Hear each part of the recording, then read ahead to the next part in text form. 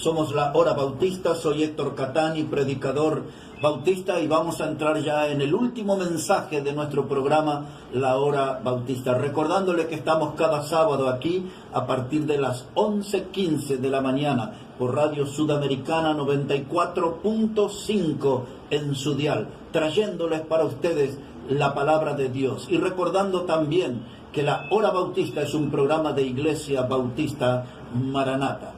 Quiero hablar unos minutos ahora acerca de el caos de nuestra generación.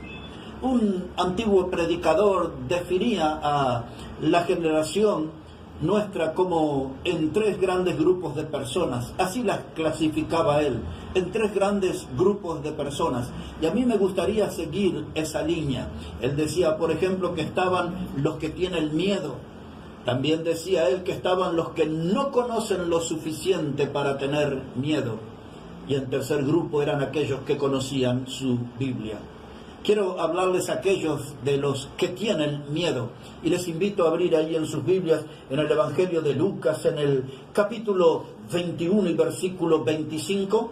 Es el Señor Jesucristo el que está hablando, y Él dice estas palabras. Y entonces habrá señales en el sol, en la luna y en las estrellas, y en la tierra angustia de las gentes, confundidas a causa del bramido del mar y de las olas, desfalleciendo los hombres por el temor y la expectación de las cosas que sobrevendrán en la tierra, porque las potencias de los cielos serán conmovidas, y entonces verán al Hijo del Hombre que vendrá en una nube con poder y gran gloria. Aquí hay cuatro palabras que sobresalen. Ellas son la palabra angustia, la palabra confusión, desfallecimiento y temor. Si hablamos algo acerca de la angustia, tenemos que decir que este es el estado de una persona oprimida. Angustia es lo que padece una persona que se encuentra bajo presión, una persona que está en un estado de aflicción, de congoja, en un estado total de intranquilidad.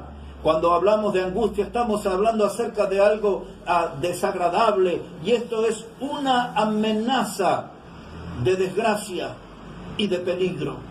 Es eso lo que podemos comentar acerca de la angustia. Diré algunas cosas sobre la expresión aquí, la gente confundida. Esto significa que iba a haber una falta de orden, una falta de claridad. Iba a haber una generación con gente de ánimos perturbados. Pues esa es la nuestra. Es una generación que está en un estado de confusión, sin un rumbo fijo, envuelta, atrapadas en problemas y no encuentran la puerta de salida. Sin duda alguna, nuestra generación en un estado de confusión está con sus ánimos perturbados. La tercera palabra es la palabra desfallecer o desfalleciendo. Esta palabra nos habla acerca de una reducción de fuerzas, de una reducción de ánimo, de estar ahí al borde de un desmayo o en un estado de depresión, porque sin duda alguna la nuestra es una generación que está desfalleciendo con serios problemas de depresión. Y por cuarto lugar aparece aquí la palabra temor. Esta palabra temor nos habla acerca del miedo a un daño próximo. La palabra temor nos habla acerca de huir de ciertas cosas o de ciertos temas. La palabra temor implica un miedo intenso, manifiesto en la gente. Pues estas cuatro palabras representan en parte la radiografía de nuestra generación. La palabra angustia, la palabra confusión, la palabra desfallecer y la palabra temor. Estas palabras están poniendo frente a nuestros ojos la radiografía del mundo actual, la radiografía de nuestra generación. Esta generación que busca salida pero no la encuentra porque no hay una puerta de escape para los problemas, y la razón es muy simple, es porque todos se han olvidado de Dios. Al menos la gran mayoría de la población de este mundo se ha olvidado de Dios y están atrapados aquí en este planeta que se les ha vuelto como un gran campo de concentración. Hoy nosotros somos testigos de las grandes frustraciones del hombre. Como gran frustración del hombre puedo mencionar yo al capitalismo salvaje, porque el capitalismo salvaje nos deja ver la inmundicia del materialismo. Entre los grandes fracasos del hombre está el comunismo y el socialismo, estas religiones que representan el ateísmo. Ni el comunismo ni el socialismo han traído soluciones a este mundo, sino que han despertado nuevos conflictos, han despertado nuevos desencuentros, y hoy hay en este mundo una muerte de esas ideologías, aunque algunos se resisten a pensar y a aceptar esto. Dicen que la ideología no ha muerto, pero ya el comunismo, como era mencionado en su esencia, y el socialismo ya no son tales, y hoy han sido reciclados bajo la palabra progresismo. La palabra progresismo o progresista es lo que evidencia el fracaso de aquella corriente comunista y socialista. También el humanismo se ha caído por el peso de su fracaso. El humanismo está dando sus últimos bostezos. El humanismo que pone su atención en las ballenas, en los árboles, en los mares enfermos, hacen énfasis en el sistema de la ecología, y ellos están allí defendiendo a las ballenas en extinción, a los árboles en extinción, a los mares enfermos, pero curiosamente ellos están a favor de la muerte del hombre cuando aceptan a sacrificar a los niños en el altar del aborto. Eso es realmente terrible, y eso también realmente es algo incomprensible. Hoy hay grandes manifestaciones en el mundo, como aquí en la Argentina mismo, esas grandes manifestaciones con el pañuelo verde. Usted puede ver a las mujeres allí reclamando en la sociedad un aborto legal y un aborto gratuito. Y esta misma gente es la que se llaman humanistas, sin embargo atentan contra la raza humana, tratándola de hacerla selectiva, que no todos pueden nacer, algunos hay que abortarlo. Pues ese es el mensaje, palabras más, palabras menos, de todos estos que andan en la onda verde o en la onda del pañuelo verde. No solo el capitalismo salvaje ha fracasado, no solamente el comunismo y el socialismo, también hemos dicho que el humanismo, y ahora haré una mención sobre el racionalismo. El racionalismo se está muriendo en un largo bostezo. El racionalismo es una filosofía hueca que busca explicar el mundo y el universo sin Dios. Otra vez, eso es el racionalismo, una filosofía hueca que busca explicar el mundo y el universo sin Dios. Sus teorías son absurdas, sus teorías son necias, y ellos se autodenominan como libres pensadores, pero todo lo que tienen es un pensamiento único, y a ellos lo que ellos creen se les llama la dictadura de la palabra. Lo que ellos dicen no tiene discusión, lo que ellos dicen no tiene que dar lugar a dudas. Es así como ellos dicen, y se definen como libres pensadores, dueños de un pensamiento único que quieren imponer la dictadura de la palabra. No hay duda alguna. Lo cierto es que estas corrientes que hemos mencionado y algunas otras han dejado nuestro mundo hoy en una gran necesidad, porque exactamente las estadísticas indican que la mitad de la población del mundo se acuesta con hambre. Aquí en la Argentina, donde vivimos, el 48% de los niños, 48% de los niños está con hambre. Es increíble, un país que tiene, según dicen los líderes políticos que producen alimentos para 400 millones de personas, tenemos un total de 14 millones de pobres, de los cuales el 48% de los niños padecen hambre. Esto, detrás de esas estadísticas, detrás de esos números, hay personas de carne y hueso que padecen tremendamente el problema del hambre. Pero aquí en el Evangelio de Lucas, donde hemos leído sobre esta palabra, la palabra angustia, donde hemos leído sobre la palabra confusión, desfallecer, donde hemos estado leyendo también allí acerca de la palabra temor, aparece la palabra expectación. Esa palabra expectación, deberíamos decir acerca de ello que habla de una espera curiosa y tensa. Y este mundo que vivimos está aquí en gran expectación, está en una espera curiosa y tensa.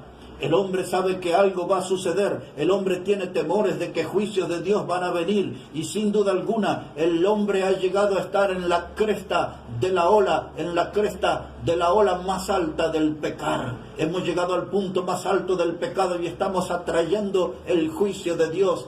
El decir de un antiguo presidente decía: estamos juntando combustible para un gran incendio. Sin duda alguna, el juicio de Dios vendrá sobre el hombre y sobre el pecado del hombre. Y ahí esta palabra expectación va de la mano con la palabra pánico. La palabra pánico ha comenzado a introducirse en nuestra sociedad y hoy tiene su reinado en varios lugares de ella. La palabra pánico realmente es un término dominante y que se está volviendo cada vez más familiar, y nuestra generación hoy está siendo sometida al pánico. En primer lugar, estamos hablando de aquellos que tienen miedo.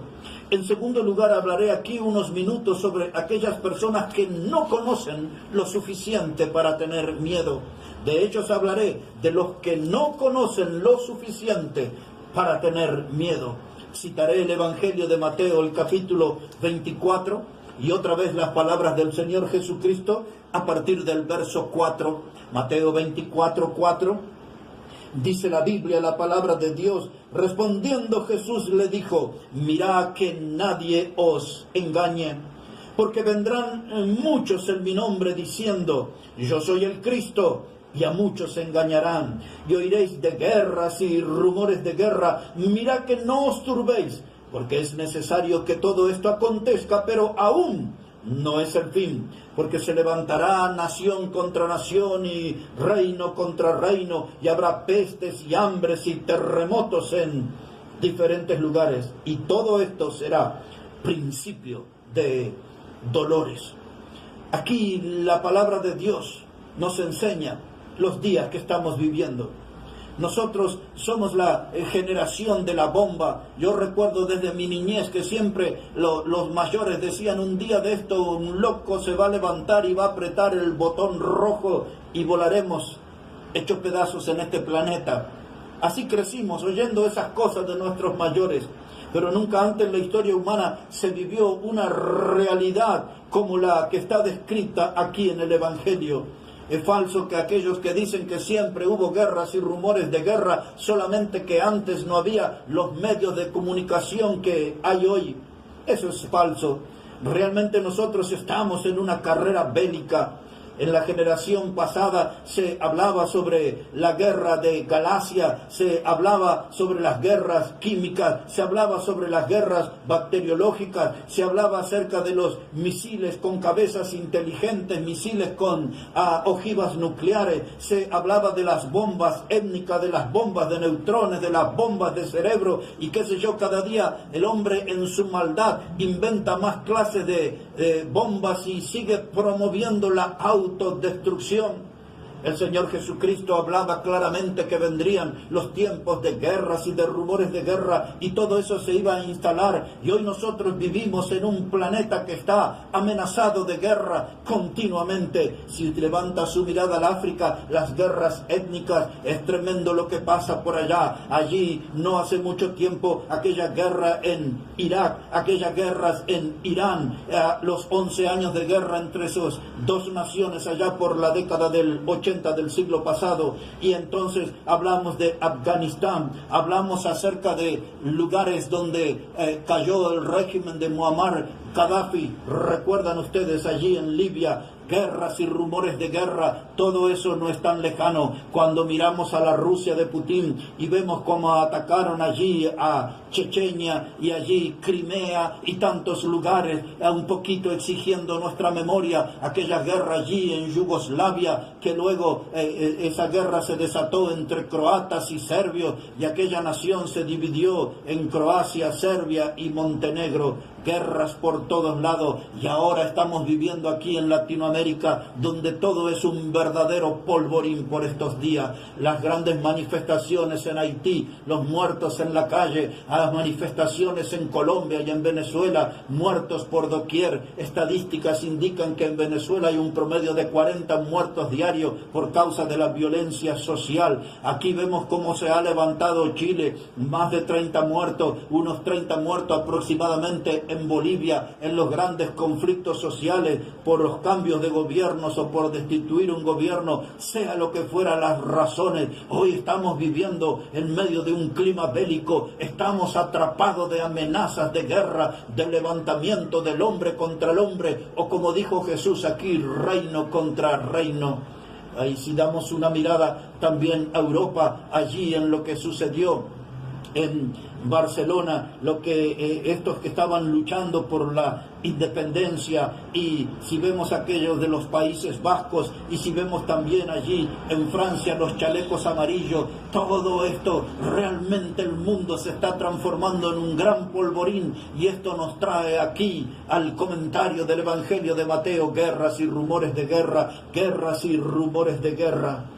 Es tremendo hoy cómo los científicos están realmente usando esos talentos para inventar cosas espantosas, armas espantosas que los militares las llevan adelante en sus planes que son demenciales, en complicidad con los gobiernos. Armas que están aquí destruyendo el planeta. El hombre tiene una gran capacidad para la autodestrucción. Esto sí que realmente es increíble. Las potencias del mundo, por ejemplo, se jactan de que tienen armamento suficiente para destruir 5 veces el planeta Tierra. Lo curioso de todo eso, que hacen congresos de paz y hacen muchas reuniones de paz mientras están creando más armas para la guerra. Por eso es que resulta muy ridículo escucharlos hablar acerca de la paz, cuando ellos mismos están fabricando armas para la muerte, armas para la guerra. Ellos están hablando de propuestas de desarmes nucleares, mientras planean guerras de galaxia, la conquista de la Luna, la conquista de Marte y tantas otras cosas, donde quieren ir a la Luna para crear hoteles para el descanso de los esforzados terráqueos. Es increíble el hombre, su nivel de maldad, a dónde ha llegado. Por eso las guerras se han vuelto un gran negocio. El Señor Jesucristo dijo que vendrían guerras y rumores de guerra. Hoy las guerras es algo que se fabrican. Hoy hay gente en este mundo que son vendedores de guerra.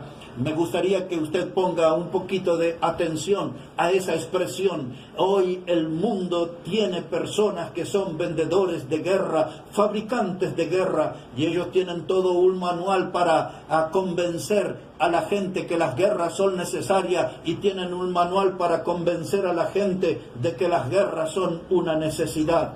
Por ejemplo, ellos utilizan los medios de comunicación para convencer a la opinión pública de la necesidad de entrar en una guerra, porque hay que conseguir el agua de tal país, o porque hay que conseguir el petróleo de tal país, o el litio, como se menciona ahora, el oro blanco, porque hay que recuperar democracias para determinados lugares, y las naciones poderosas se vuelven como policías del mundo, y ellos utilizan la prensa y utilizan los medios de comunicación para convencer a su población de que hay necesidad de entrar en guerra. ¡Qué cosa tremenda, qué cruel! Parte de ese manual de la guerra es que ellos presentan la guerra como un beneficio para la humanidad.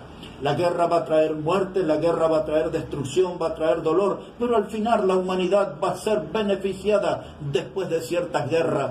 Así hablan esta gente cruel, desalmada, esta gente que tienen el manual para fabricar guerra. Ellos dicen que hay que convencer a la opinión pública, ellos dicen que hay que presentar a la guerra como un beneficio para la humanidad, pero ellos dicen que hay que vender la guerra como algo emocional.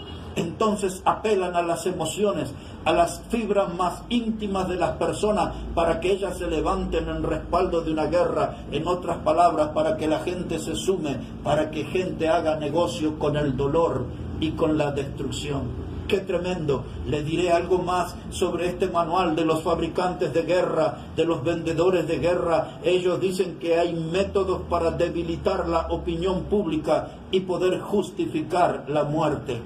Ellos saben cómo apelar a las emociones de la gente, y cómo ellos la debilitan en su razonamiento y dicen, bueno, mire, esto es algo malo, pero va a traer cosas buenas.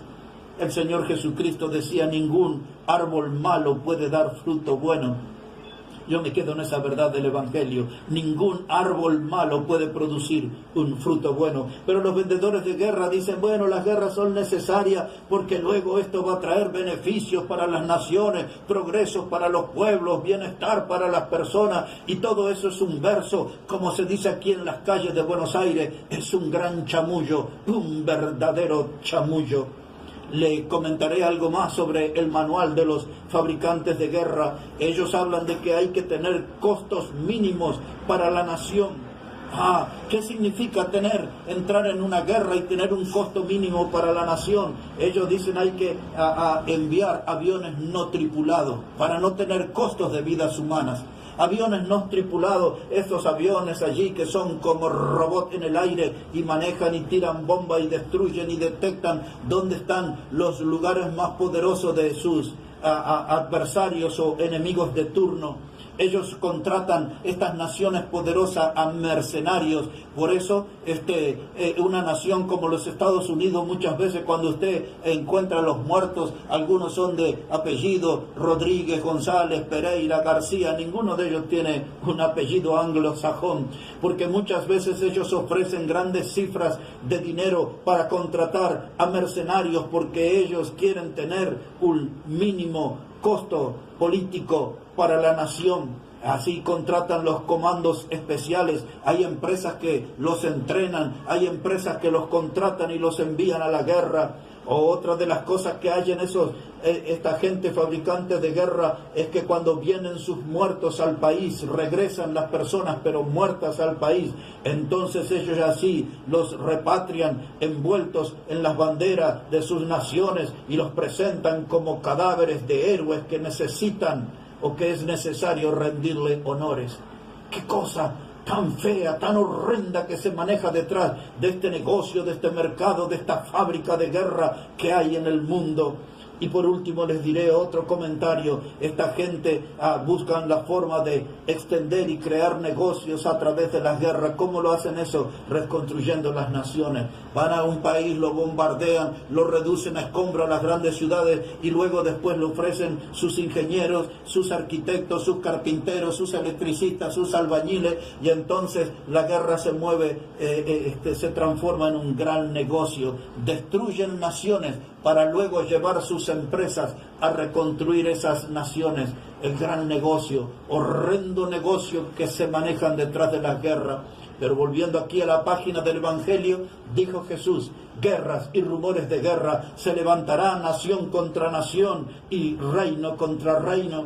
Y allí también el Señor Jesucristo hablaba sobre los terremotos. Terribles los terremotos que vemos en el mundo, cada vez con más muertos. Estamos aquí en la Argentina mismo, hace 2 días, aún en la misma ciudad de Buenos Aires, tuvimos un sacudón aquí. Bueno, eso parece un origen allí a la altura de Mendoza, pero se sintió aquí la repercusión o la réplica aún en la misma ciudad de Buenos Aires. Hoy el mundo está amenazado por terremoto, aún aquí enfrente, en la nación de Uruguay, se habla y se pronostica de un futuro terremoto o algo que vendría desde el mar.